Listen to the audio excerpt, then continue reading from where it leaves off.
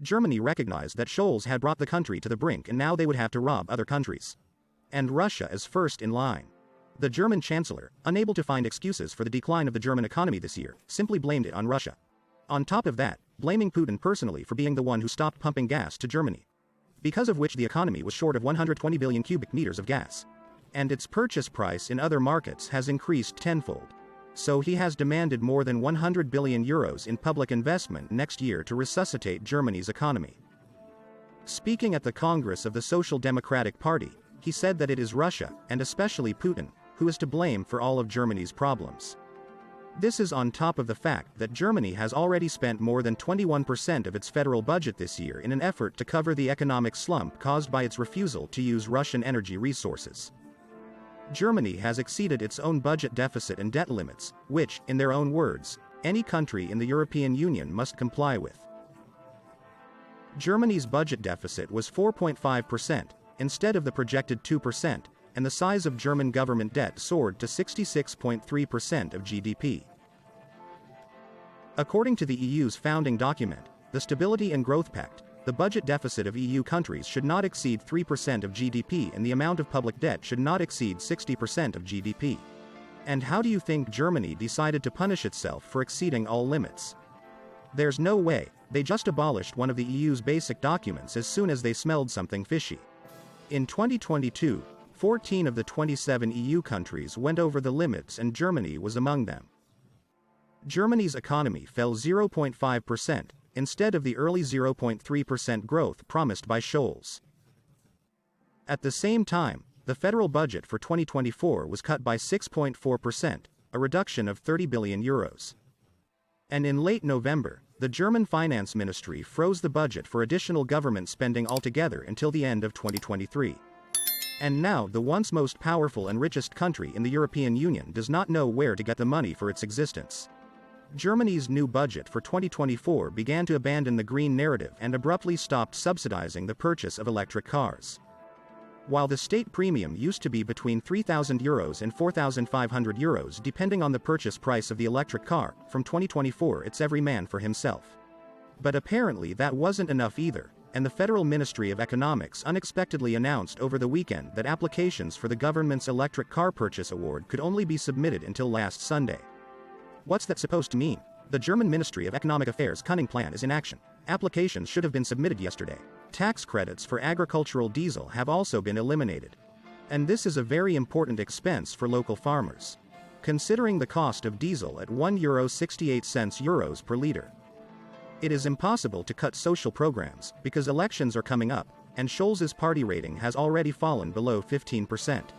Calls by Germans for the resignation of the government and early elections have already been officially heard.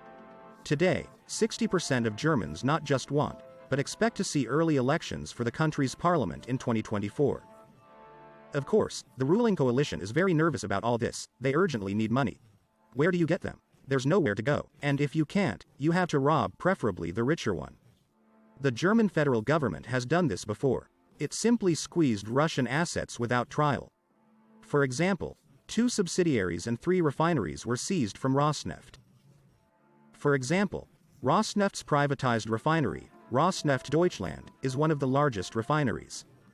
Its capacity covered 12% in the German refining industry. And all jointly built gas pipelines in Germany and all underground gas storage facilities in Europe along with all subsidiaries were taken away from Gazprom. Now they have decided to directly transfer some of the frozen Russian assets to the budget as well. And it's not just the words of politicians. No, the German Prosecutor General's office itself has filed a request with the Frankfurt court for a money in terms of seizing Russian assets worth €720 million and replenishing the state budget with them. Germany says it has frozen about €5+ billion worth of Russian assets. And now the government is very keen to transfer some of these assets to itself. That's right, the money should go into the public coffers. Actually, today we see that Germany has begun to get back to what they tried so hard to get rid of from encroaching on other people's property. And all of this is happening against the backdrop of the European Central Bank warning that if Russia's frozen assets were ever transferred to others, it would destabilize the entire euro-based financial system. Many central banks in other nations will simply abandon euro assets. This would jeopardize the financial stability of the European Union, the European Central Bank said. But the situation with the German budget is apparently so bad that they decided to take this risk, and the German Prosecutor General's office itself has to look for where and from whom to squeeze money to replenish the super deficit federal budget. Fabulous things are happening in Germany, let me tell you.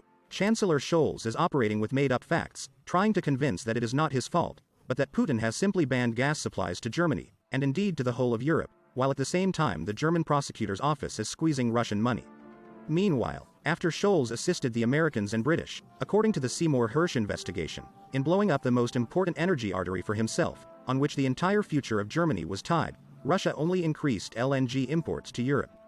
Thus, between January and July 2023, Europe purchased 52% of all Russian liquefied natural gas exports, while European imports of Russian LNG rose by 40%. Sub-sanctioned Russia has become the EU's second LNG supplier after the US. Almost 19,000 sanctions have already been imposed on Russia, of which 16,000 were imposed after February 2022. The Russian economy will grow by 3.5% to reach a PPP value of $5,631 billion by the end of 2023, while the German economy will fall by 0.5% to $4,985 billion, according to the World Bank. And not so long ago, in 2021, Germany's economy was first in Europe, and now the first is us. This, of course, depressed some prominent figures in the German Attorney General's office and the Chancellor himself. On the other hand, this logic of action will be justified if there is a clear understanding of the fact that the European Union as it was conceived and existed is over, and irrevocably so. This is indicated by the recent amendment to discuss deep EU reforms through major changes to the Treaty on European Union. The essence of the amendments is to start a comprehensive discussion of the new 44 postulates, one of which is the abolition of the veto right for EU countries and the adoption of majority votes.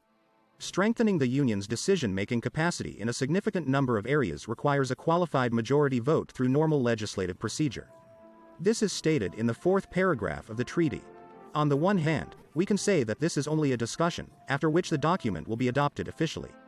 But then how to understand that on December 15, Hungarian Prime Minister Viktor Orbán vetoed the European Union's decision to allocate €50 billion in economic aid to you-know-who? Because of this, the EU has thought about stripping Hungary of its veto, so to speak, ahead of schedule. Quickly, they held consultations and now they are deciding how the rebellious Viktor Orbán can be subdued. Eventually the following scheme was devised, so that next time Hungary does not interfere with the adoption of necessary laws, its representative should simply not be present at that moment. Scholz asked Viktor Orbán to have coffee while the EU voted to start accession talks with you-know-who. And it worked.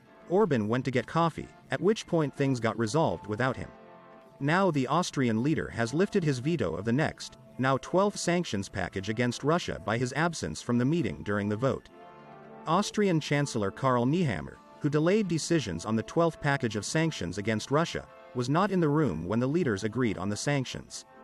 Over a coffee break, the European Commission agreed to transfer €10 billion from the EU budget to Hungary, while Austria dreaded the required concessions on Raiffeisen Bank. Oh, how convenient. Apparently, the practice of going for coffee at the time of voting will succeed in the European Union. Russia, and indeed the rest of the world, should realize who we are now dealing with.